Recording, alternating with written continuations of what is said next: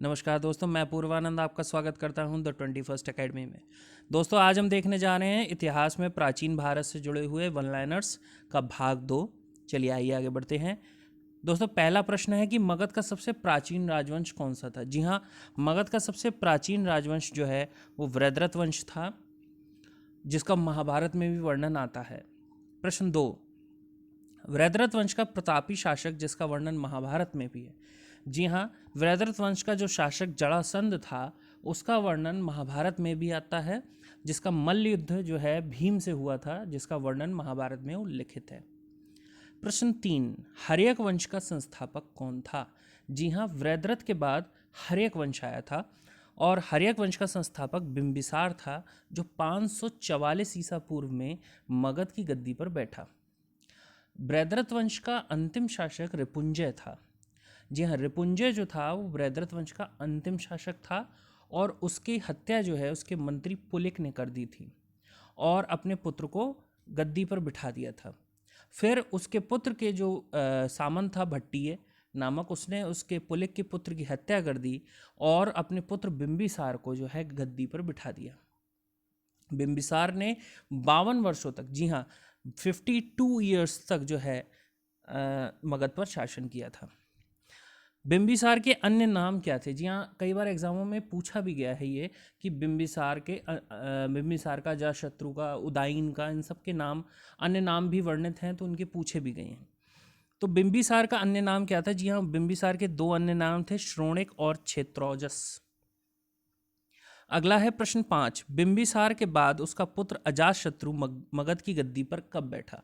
जी हाँ, जो हर्यक वंश है उसमें मुख्य 3 शासक हुए हैं, जो है पहला है बिंबिसार, फिर है अजातशत्रु, फिर है उदायन।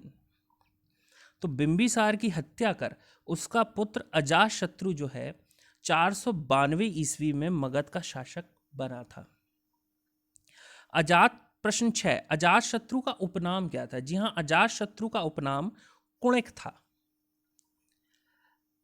अजातशत्रु को इतिहास में पितृहंता भी कहा जाता है। जी हाँ, क्योंकि उन्होंने अपने पिता की हत्या करके गद्दी हथियाई थी। प्रश्न 7, अजातशत्रु के बाद उसका पुत्र उदायन मगध की गद्दी पर कब बैठा। जी हाँ, अजातशत्रु की हत्या कर उसका पुत्र उदायन 460 ईसा पूर्व में मगध का शासक बना था। तो बिंबिसार की हत्या अजातशत्रु ने की थी और अजातशत्रु की ही हत्या करके उदायन, उसका जो पुत्र था, वो मगध की गद्दी पर बैठा था। प्रश्न 8, किस शासक के काल में प्रथम बौद्ध संगीति का आयोजन हुआ था। जी हाँ, अजातशत्रु के ही काल में प्रथम बौद्ध संगीति का आयोजन हुआ था। प्रश्न 9, किस शासक ने पाटलीग्राम या पाटलिपुत्र, जो कि वर्तमान पटना है, उस नगर की स्थापना की थी।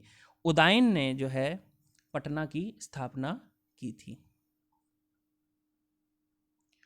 अगला प्रश्न है प्रश्न 10, किस वंश को पितृहंता वंश के नाम से जाना जाता है।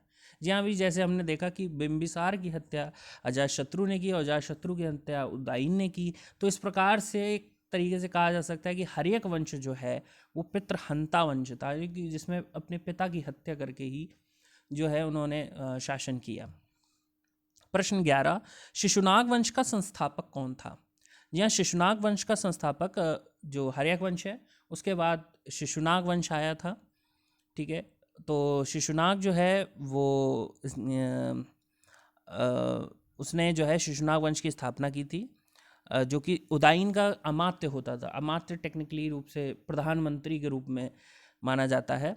तो वो शिशुनाग जो है वो उदायन का अमात्य था। उसने जो है बाद में शिशुनाग वंश की स्थापना की। प्रश्न 12, किस शासक के काल में द्वितीय बौद्ध संगीति का आयोजन हुआ था। जी हाँ, कालाशोक। शिशुनाग वंश में जो सबसे जो है प्रभुत्वशाली शासक था वो है कालाशोक। कालाशोक या काकवर्मन भी कहा गया है इसको, काकवर्ण। तो कालाशोक जो है उसके काल में द्वितीय बौद्ध संगीति का आयोजन हुआ। प्रश्न 13, नंद वंश का संस्थापक कौन था। नंद वंश का संस्थापक महापद्मनंद था। यहाँ शिशुनाग वंश के बाद नंद वंश आया था, नंद वंश का संस्थापक महापद्मनंद था। प्रश्न 14, नंदवंश का अंतिम शासक कौन था? जी हाँ, नंदवंश का अंतिम शासक धनानंद था। ये कई बार आपने सुना भी होगा, जब हम चाणक्य की कहानी या चंद्रगुप्त मौर्य की कहानी पढ़ते तो हम सुनते हैं धनानंद की कहानी। तो धनानंद जो था नंदवंश का अंतिम शासक था, जिसको जो है चंद्रगुप्त मौर्य ने उपदस्थ कर जो है मौर्य वंश की स्थापना की थी। प्रश्न 15, सिकंदर ने फारस, ईरान जिसको आज वर्तमान ईरान है, कि किस शासक को युद्ध में परास्त कर फारस देश पर अपना राज्य स्थापित किया था? सिकंदर महान, जो कि मैसिडोनिया को बिलोंग करता था, उसने जो है डेरियस तृतीय को, जो फारस का राजा था, उसको युद्ध में परास्त कर फारस पर कब्जा कर लिया था, और इसी के बाद वो भारत जो है आया। प्रश्न 16, सिकंदर का जन्म कहाँ हुआ था? जी हाँ, सिकंदर का जन्म मकदूनिया या मैसिडोनिया कहते हैं इंग्लिश में, मैसिडोनिया में 356 ईसा पूर्व में हुआ था। ये आज यूरोप में एक देश है। प्रश्न 17, सिकंदर की मृत्यु कब और कहाँ हुई थी? जी हाँ, सिकंदर की मृत्यु जो है 323 ईसा पूर्व में बेबीलोन में हुई थी, जो कि आज का इराक है। तब जो बेबीलोन है वहाँ पे राजधानी हुआ करती थी फारस की। प्रश्न 18, सिकंदर के गुरु कौन थे? जी हाँ, सिकंदर के गुरु प्रसिद्ध दार्शनिक अरस्तु थे, एरिस्टोटल। प्रश्न 19, सिकंदर और पोरस के बीच हाइडेप्सीज का युद्ध या झेलम या वितस्त का युद्ध जो कहा जाता है, वो कब लड़ा गया था? जी हाँ, 326 ईसा पूर्व में जो है सिकंदर और पोरस की लड़ाई हुई थी, जिसको प्रसिद्ध रूप से हिडेप्सीज का युद्ध या झेलम का युद्ध कहा जाता है। प्रश्न 20, मौर्य वंश की स्थापना किसने की थी? जी हाँ, मौर्य वंश की स्थापना 322 ईसा पूर्व में चंद्रगुप्त मौर्य ने की थी, धनानंद को हरा के। प्रश्न 21, चंद्रगुप्त मौर्य ने सिकंदर के किस सेनापति को 305 ईसा पूर्व में पराजित कर भारत के उत्तर पश्चिमी क्षेत्र को सिकंदर के अधिकारियों से मुक्त करा दिया था? और इसका उत्तर है सिल्यूकस निकेटर। जी हाँ, सिकंदर ने यहाँ से जाने से पहले सिल्यूकस निकेटर को भारत का जो है कार्यभार सौंप दिया था, भारतीय क्षेत्र का। और चंद्रगुप्त मौर्य ने बाद में सिल्यूकस निकेटर को 305 ईसा पूर्व में एक युद्ध में परास्त कर दिया था, और जो है जो यूनानी जो ज़मीन थी उस समय, जो यूनानियों ने भारतीय ज़मीन को घेर रखा था, उसको आज़ाद करा दिया था और अपने राज्य में मिला लिया था। प्रश्न 22, चंद्रगुप्त मौर्य के गुरु व प्रधानमंत्री कौन थे? जी हाँ, चंद्रगुप्त मौर्य के गुरु जो थे वो विष्णुगुप्त थे, या जिनको कौटिल्य या चाणक्य के नाम से भी जाना जाता है। प्रश्न 23, चंद्रगुप्त के काल में प्रसिद्ध पुस्तक अर्थशास्त्र की रचना किसने की थी? जी हाँ, अर्थशास्त्र की रचना भी जो है कौटिल्य या चाणक्य ने की थी। प्रश्न 24, चंद्रगुप्त के दरबार में सिल्यूकस निकेटर का कौन सा दूत आया था? जी हाँ, सिल्यूकस निकेटर ने मेगास्थनीज को भेजा था, और आप जानते हैं मेगास्थनीज जो है उसने भारत में एक यात्रा वृत्तांत भी लिखा था। प्रश्न 25, मेगास्थनीज ने किस पुस्तक में तत्कालीन भारतीय राजनीतिक व आर्थिक स्थिति का वर्णन किया है? जी हाँ, इसका उत्तर है इंडिका। इंडिका जो है उसने एक अपना ट्रैवल लॉग लिखा है, या यात्रा वृत्तांत कह सकते हैं, जिसमें उसने यहाँ के बारे में जो है बताया है, और चंद्रगुप्त मौर्य के साम्राज्य के बारे में बताया है। चाणक्य से मुलाकात भी उसमें बताई गई है। इंडिका जो है उस पुस्तक में यहाँ का कार्यकाल, यहाँ की जो है आर्थिक स्थिति, यहाँ का पॉलिटिकल एनवायरनमेंट, उसने हर चीज़ को उसमें लिखा है। प्रश्न 26, चंद्रगुप्त मौर्य किस धर्म का अनुयायी था? जी हाँ, चंद्रगुप्त मौर्य जो था वो जैन धर्म के अनुयायी थे। प्रश्न 27, चंद्रगुप्त ने सौराष्ट्र के गवर्नर पुष्यभूति के द्वारा कहाँ सुदर्शन झील का निर्माण कराया था? जी हाँ, चंद्रगुप्त मौर्य ने ही सुदर्शन झील, जो प्रसिद्ध सुदर्शन झील है, उसका निर्माण गुजरात में करवाया था। वहाँ के जो गवर्नर था उनके पुष्यभूति के द्वारा। सुदर्शन झील का वर्णन इतिहास में कई बार आएगा, प्राचीन भारत में इसका कई बार जीर्णोद्धार कराया गया है, कई बार, लेकिन इसका निर्माण जो है वो चंद्रगुप्त मौर्य ने करवाया था। प्रश्न 28, चंद्रगुप्त के बाद मगध की गद्दी पर कौन बैठा? जी हाँ, चंद्रगुप्त के बाद मगध की गद्दी पर बिंदुसार बैठा था। प्रश्न 29,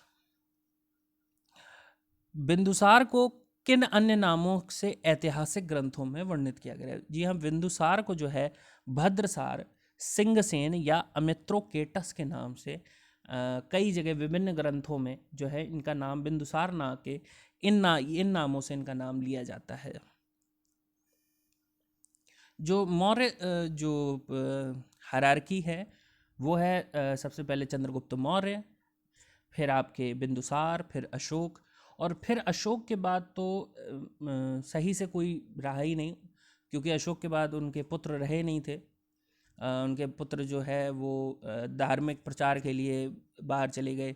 उसके बाद उनके जो पौत्र थे उन्होंने गद्दी संभाली थी।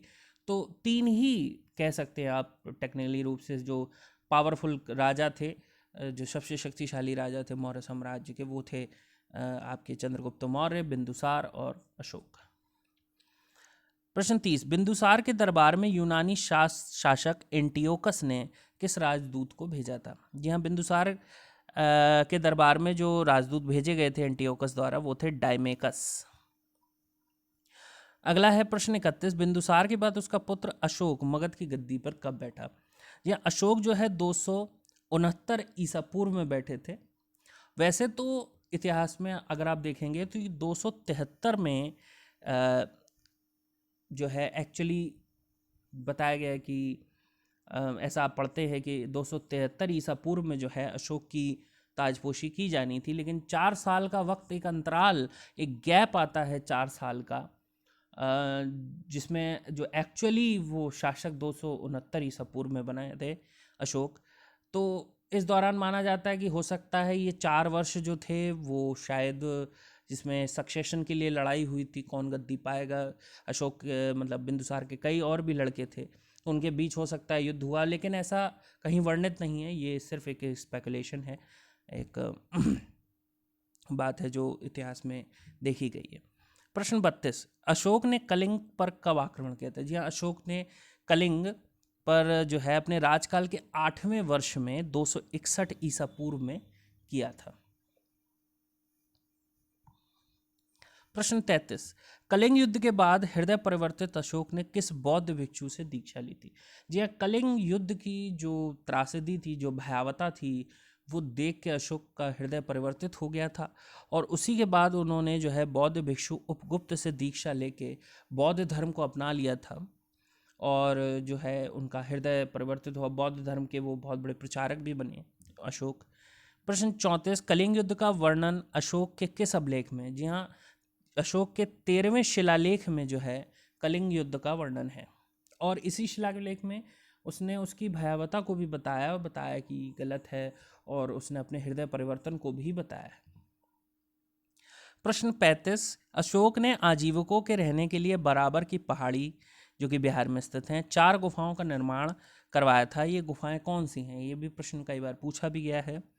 तो ये जो गुफाएं थी उन्होंने बनवाई थी अशोक ने, जिसमें आजीवकों के रहने के लिए व्यवस्था की गई थी, वो है लोहमास ऋषि, सुदामा, कर्ण चौपार व विश्व झोपड़ी। प्रश्न 36, अशोक ने अपने अभिलेखों में स्वयं के लिए किस शब्द का प्रयोग किया? जी हाँ, अशोक ने अपने जितने भी अभिलेख और बनाए थे उसमें उसने अपने आप को प्रियदर्शी कह के जो है संबोधित किया है। प्रश्न 37, अशोक के काल में राजधर्म और राजकीय भाषा क्या थी? जी हाँ, अशोक के काल में राजधर्म जो है वो बौद्ध धर्म था, और राजकीय भाषा पाली थी, जो पाली उस समय की जनमानस, आम जनमानस की भाषा होती थी। प्रश्न 38, अशोक के किस अभिलेख को रानी का अभिलेख भी कहा जाता है? जी हाँ, अशोक का जो कौशाम्बी अभिलेख है उसको रानी का अभिलेख भी कहा जाता है। प्रश्न 39, कंधार अफगानिस्तान से प्राप्त अशोक का शारकूना अभिलेख किस लिपि में लिखा गया है? तो अशोक के जो सबसे ज़्यादा जो अभिलेख है वो ब्राह्मी लिपि में लिखे गए हैं, लेकिन जो ये हिस्सा था कांधार का, यहाँ पे ज़्यादातर ग्रीक या अरमाइक भाषा बोली जाती थी, इसलिए यहाँ पे जो अभिलेख मिले हैं वो ग्रीक और अरमाइक भाषा में मिले हैं।